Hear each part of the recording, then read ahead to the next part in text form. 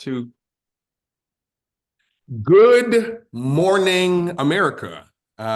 You are with Terrence Stevens and my amazing co-host, Mr. Tom King. Tom, say what's up to the people.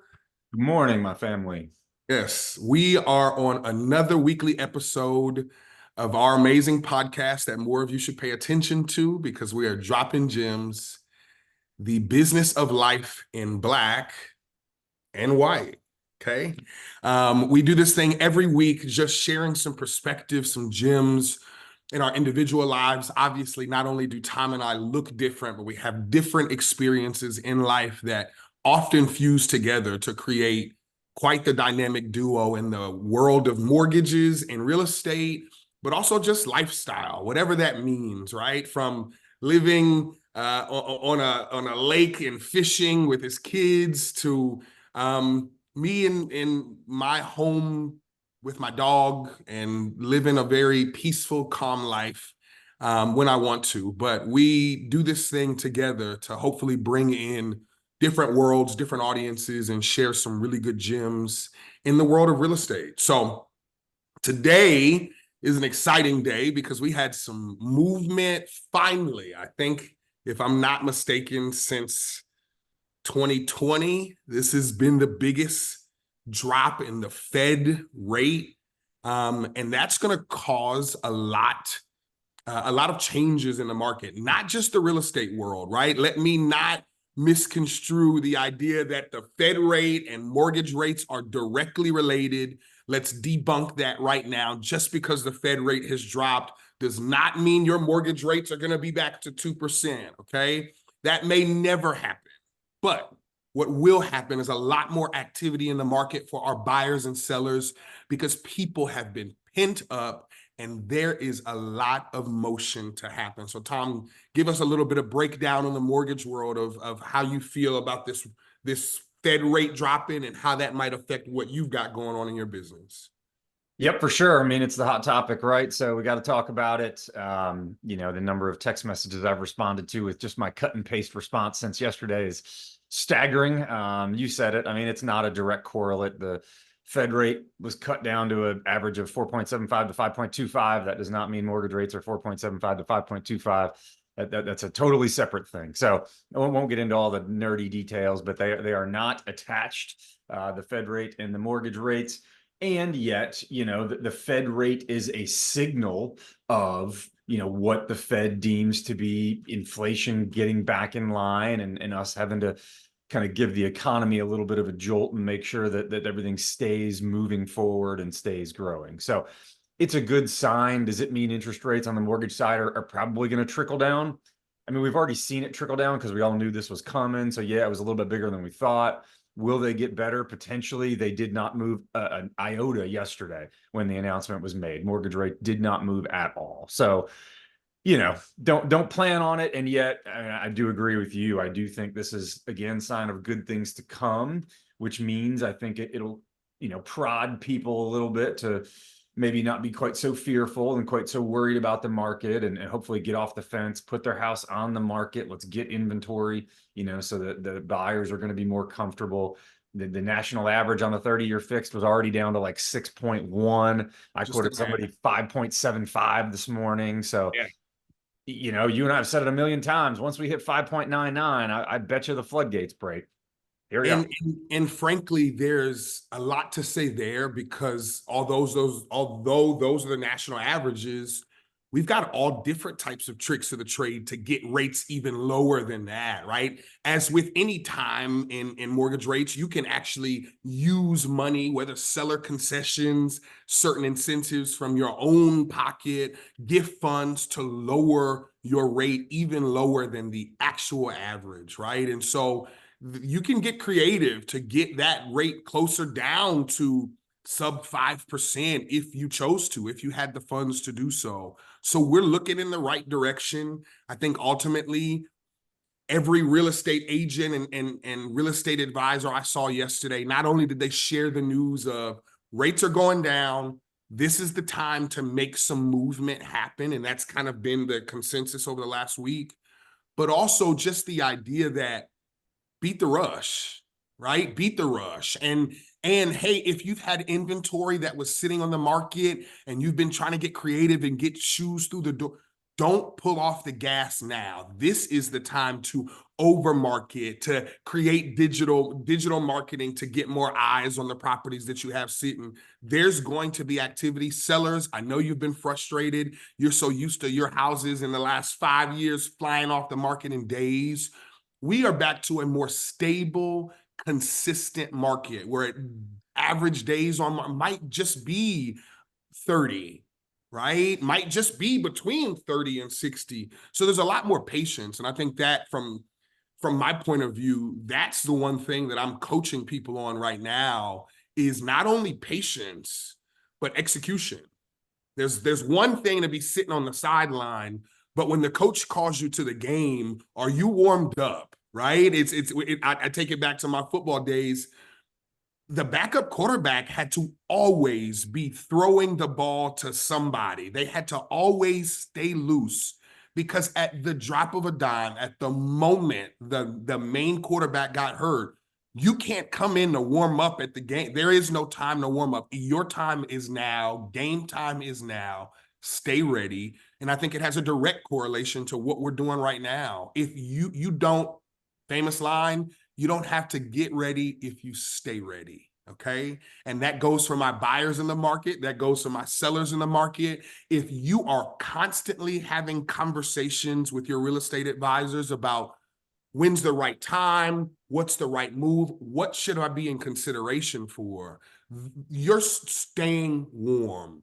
Okay. And when it's your time to get hot and go win the game for you, your family, you're not risking injury. You're not risking being ill prepared. And so you're ready to win the game. And so, as always, my background is going to push towards making sure that people see the direct correlation between the sports world and the real estate world. And that's the gem that I bring here. You do not have to get ready if your head stays in the game. That might be the most I've ever heard you talk about football, actually. Even though it's your background, since you don't watch it anymore, I don't get to talk about it with you. So. You know what, man, I think I had a big meeting this past week, and as much as I have tried to bury the idea that I have this sports background and that was a huge part of my life, it's not going anywhere. It is the reason why I really focus on the idea of team and everybody doing their part. It's the reason why a few years ago I decided to start delegating responsibilities in my business instead of trying to carry everything on my own, right? But just as I was a football player, I also was a wrestler, which is a one-on-one sport, man versus man.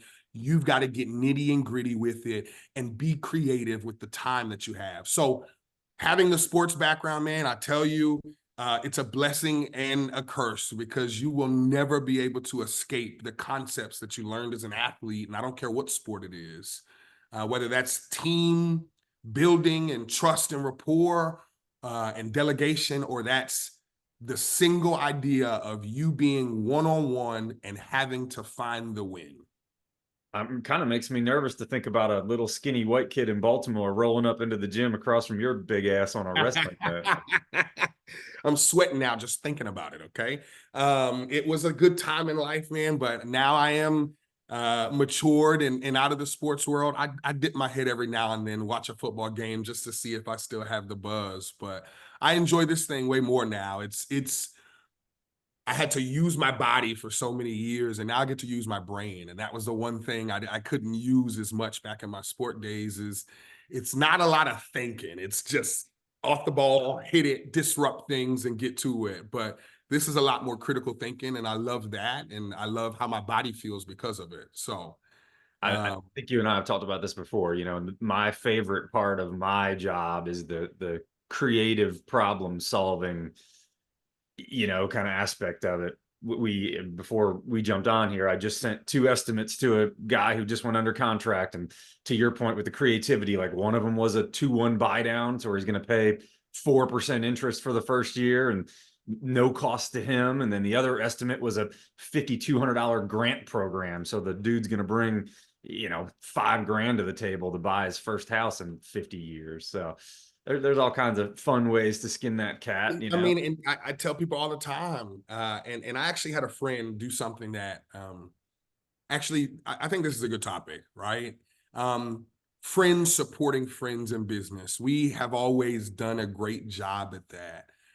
But as somebody who really solely relies on referrals in my business, I've never asked for an internet lead. I've never paid for an internet lead. And sometimes I feel for that. And sometimes I go, let me stay the course. This thing has gotten me this far.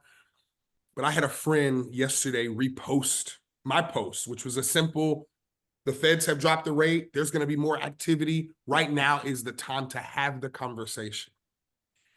And without ask, without prompt, he reposted my post and said, you don't have to have all the answers. He does. Just contact him.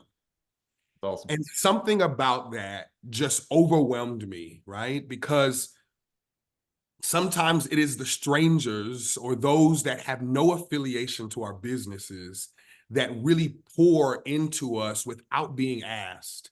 And then there are those who are our family or friends that we've known for years who we have to beg to support our business. And it takes nothing. It literally takes nothing but a few seconds to show your support, right? So I actually want to lean in on that as I think about what it means to support one another in business, and especially a business like this that is customer service based. Can you give me an example of a time like that where somebody has really supported your business that might be a complete stranger to you, but it's made the world of difference and really kind of cemented the way that you feel about your own customer service and your own reputation? Yeah. Um, as I'm trying to think of a specific example, I'll give you something high level first. And that is, Amanda and I have talked about this at nauseum, so we, unlike most mortgage guys, I mean, we're the same way. We don't pay for anything. We don't buy any leads. Everything we do is somebody from my CrossFit gym or somebody a realtor sends me or whatever. It's all people that we know and we get direct referred to us. We keep very diligent spreadsheets of everything. So we don't use a fancy CRM. We use an old school spreadsheet. But I say that to say we top grade our spreadsheet, meaning certain people are wired certain ways. I know by the time I close a transaction, if that client is someone who's wired in such a way that they will likely refer me to their friends and their family, or even though they had a good experience, It's just they're not there. just the kind of person that's just not how they roll, right? And it's okay.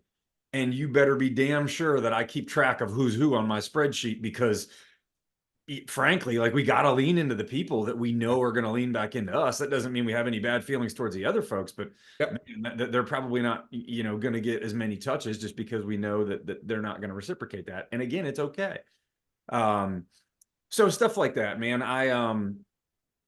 Interestingly enough, the story I just told about the two estimates we just sent out to that guy, that was an agent who saw a post that Amanda made. She might have even seen it on, you might have shared it, and she might have seen it. She immediately reached out to me wherever she saw it. I'd never spoken to her before, and she sent us a client who's already under contract, and he wants to, take a look at the programs that we sent out. Never heard of the person, never talked to anybody, but just, she saw something from somebody and had enough immediate trust in what we put out there that, and that's the stuff that blows my mind. I love that kind of stuff. Like you said, it's just, you just don't see it coming, man. And it feels so warm and fuzzy. It's like, man, 99% of people aren't watching, but it's the 1% that are, that really make you feel good. And just on that note, you never know who is watching. You never know who has shared a video, even if it doesn't cross your analytics. You never know who might be in a different city, who knows somebody in your city. One of my best deals to date, and I talk about it all the time, came from somebody who I did not even work with. They were an Atlanta Police Department officer, and I was connected to them. And they ended up having to use somebody internal to the program. but called me, asked a million questions just to get some better insight on my house and what should I be looking out for. And just as I would do anybody, a stranger off the street, I gave perspective, some information, some things to watch out for. And an entire year later, I get the most random call. And it was probably at one of the most confusing places in my business where I had just to take 4 months off due to injury. And I got a call that pretty much said, I don't know if you remember me. Immediately I did. But you treated me so well, and we didn't even work together, that I want you to work with not only one of my sisters, but both of them as they aim to buy houses in Georgia. And I thought it was a joke, right? Like, how does somebody remember something from a year ago? I can't remember yesterday, right? But it just went to show me that the way that you treat people and without any care on it coming back to you is the true definition of your character as a businessman or a woman. And the right people, as I tell people all the time, the right people will find a way back to you. I will constantly say in my business, I am not the realtor that just works Buckhead or just works Decatur or just works the South Side. I go where good people go because good people know good people. And so yesterday, just yesterday, that had me driving from Douglasville to Swanee to Sandy Springs and back home to Hateville. But I will tell you, although I don't do that every day because I can't, and neither can the miles on my car, it felt damn good to help 3 or 4 people succeed in real estate in different cities. I am not subject to one city. I am subject to good people. And I know I can say the same for you and your business. Well, because you just can't work one area. Mortgages are all over. So I think it's Seth Godin, I think, used to say, like, you got to give it away, right? You just give it away, you give it away, you give it away, and then eventually people are going to start paying you for it when they realize what a good product it is. And not to suggest that you and I work for free, but your example, right? It's you answer your questions, you give away the information that somebody needs, even if you're not going to make any money on it, because the man upstairs or whatever else you believe in, right? Like that gets rewarded in business. And one of the first things I heard, and it always comes full circle, even though I'm not with this company, they taught me some great lessons. Coming from contribution is the best thing you can do in business. If you are constantly the one who is sharing perspective, sharing events that can help people be educated, sharing your resources, the people that you work with in business, from your lender to your inspector to your CPA, it does not matter. Whatever the tools are that you have, give them away. Do not gatekeep in a business where people are looking at how resourceful you are, how charismatic you are to others, how trustworthy you are to others. And so I truly feel that all of those things are what make our business, make or break our business. Yes, there are some of us who rely on numbers. The more calls you make, the more touches you make, and obviously you will be able to hit a certain mark of people. And then there are those of us who understand relationships are everything. And the more relationships that you focus on cultivating and building, give you the better opportunity for the relationships to serve in the long haul. And I think that was one of the first things you told me, right? And one of the first things I learned before I even got in this business, you must first learn how to serve before you can lead anybody anywhere. And that is, I was working as a, far before I met you, working as a, funny enough, yesterday while in Sandy Springs off Roswell Road, I passed that very restaurant I started before I got into my real estate career. And every time I go on Roswell Road, I remember I was a server in a restaurant, and I thought that was beneath me for one reason or another. And it was exactly where God intended me to be so that I can get into the real estate world and never look back. Never have worked a corporate job, but have worked with some amazing people and continue to cultivate relationships with people on a daily basis. So bravo to those, however you work your business, whatever that business means to you. And frankly, you mentioned one of your favorite parts of the business. I think just the other day, I walked into our client Shannon Jolly's house for his birthday, and such a surreal moment because he was hosting people. Okay, and I realized at that moment what my real big why was. Okay, what the big why of my business was. And it's not the closings, it's not the pretty houses, it's not the checks that come after the closings. It is truly walking to a client, being invited back to a client's home, okay? And then being able to see what they've done to make it home and how they host people, what the holidays looks like there, what their family, how their family grows in these spaces, and to know that you have just a small part of that experience. It dawned on me that that is the reason I'm in this business, because the people continue. This has never been about a transaction for me at all. It is about the people that I continue to have these relationships with. And full circle, you're currently, if not already done, helping that same client save money on a refinance when it was hard to get them to walk in the door and buy that home because rates were maybe in the 7% at this time. But between you and I, we had some convincing to do that. Do not fret. This is the right move to make, and it will come back to you full circle if you stay the path. And I remember you telling me that thing when I was green behind the ears. And I remember me having that same conversation with Shannon and Matt. And now they're looking to aim to save a couple $100 a month because we're in a better position now. And so it was just temporary. It was just a temporary thing. I think as you say that, the why thing, right? We talk about that a lot and in business and kind of what's your big why.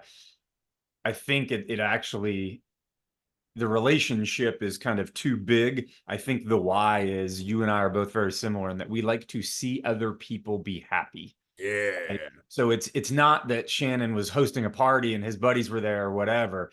It's that he was in his house and he was happy about it. Oh Right? man. That's what makes Oh you man. And delight. and and and and the fact that I when you buy a house, it's just the shell. Even if it was a resale house, new construction, resale, condo, it does not matter. It is just the shell. And it is not until you make that purchase that you have complete autonomy, you have complete freedom to make that house a home. And so there were so many cosmetic upgrades, so many things in the house that were truly special to him and everybody there that made me realize, man, you bought this house. And yes, we got you set up, and yes, you're paying for, but over the last year, you've made this house a home. And isn't that the most important part of this entire process?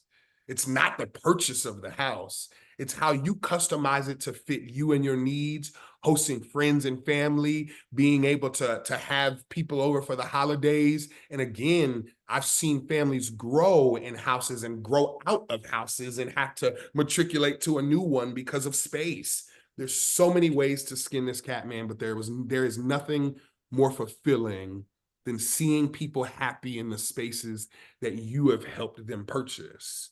And you're just a small token. There is so much real estate going on right now in this time in time and day, like way bigger than you and I, way bigger. But to know that we just have a small part in what people are doing, feeling about themselves because of the purchases they made, I don't know that I'll ever be able to stop doing this thing. Yep. I love it. I love it, man.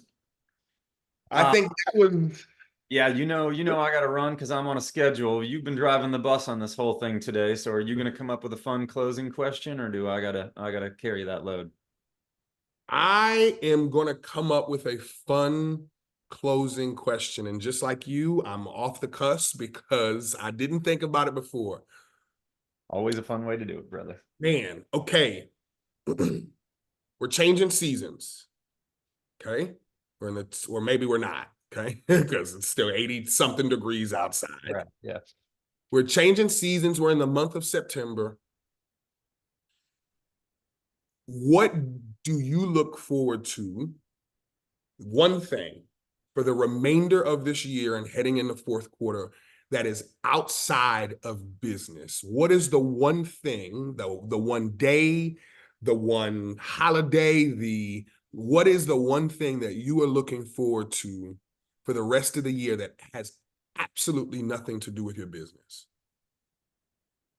I'm gonna go big picture because I don't think there's a specific event or anything. I mean, holidays are great and families are great and whatever, and as silly as this sounds, so I live in Fairhope, Alabama, which is down by Gulf Shores, which is incredibly hot and humid. And I think people don't realize how hot and humid lower Alabama is.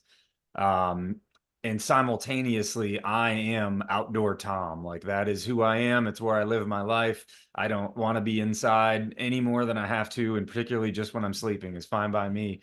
I'm looking forward to breaking the freaking oppressive heat and humidity so that I can be comfortable outside for the rest of And there has been nothing better than these chilly mornings up here in Atlanta. Go outside, hot cup of tea, not sweating, okay? Um, reincarnated. and hearing the birds and seeing the leaves fall. Like, man, that is my favorite season. Fall is definitely it for me. Um, I think I mean, I don't think I grew up an only child, very small family. Holidays have never been my thing, right? Um, but just last year, for the first time that I've owned my house and in my adult life, I decorated for the holidays. Okay. Yes, puppy. I know I'm on the phone. And that brought back a childlike sense in me that I have not had for years. And so now, with this renovation that I just did and all this money I just spent on my house, for the last few weeks, I have looked around and wondered how I am going to decorate this house for the holidays. And I am more than excited to do so. Okay. So I know it's September, but you might see some Halloween decorations around here coming soon. And as soon as that holiday is over, we're going right to Christmas. Okay. Like we skipping over Thanksgiving decorations. I'm just there to eat, but I cannot wait to really bring this house to life for the holidays because as somebody who, and probably like a lot of our listeners, holidays sometimes can be a really big high, and then sometimes they're reminiscent of lows. People who have lost people in their lives, and the holidays don't really feel the same. I will tell you, as somebody who has really changed the way that I've thought about the holidays and what they mean to me. At any given time, you can change what the celebration of what family means. You can change how it feels to walk into your house and home every day, and all of that you have the control over. So I'm looking forward to not being upset or sad during the holidays, but to really have this kid-like spirit, this joy, the colors that are around here, all of that. I'm so looking forward to that this year. So that's my big thing, man. Bring on the holidays, bring on the decorations, bring on the Amazon packages, bring out the Christmas tree. Like, let's do this thing the right way. Just real quick, as you say that, Amanda and I had a very deep conversation the other day, and it was about how you frame things, right? So when you say that about the holidays, and I've never lost anybody like that during, I don't have any specific negative feelings about any of the holidays, but just in general, you can't control what did I say to her? I'd heard this somewhere else. We talk about all the time, and I'm a CrossFit nerd, and we talk about, you can control what you can control, right? Focus on what you can control, let the stuff you can't control go by the wayside. And a lot of people like to say, well, the only thing you control is what you think. You can't control what you think because you've already thought it by the time you've thought It's it, right? there. The only thing you can control is what you do with it With and how what you think. frame that thought, Yeah. right? So you take that negative framing of your past experiences on your holiday, and like you said, you build a new framework around it and enjoy it for something different. So I'm proud of you, man. That's cool. Thank you, man. I appreciate that, man. I'm looking forward to it. And hopefully you guys can make it up here to see the new house. Sure enough, I love you. It's time for me to go outside. I've been in here for too long. And I'm with you. I'm on my way to the gym. We'll talk. Bye, guys.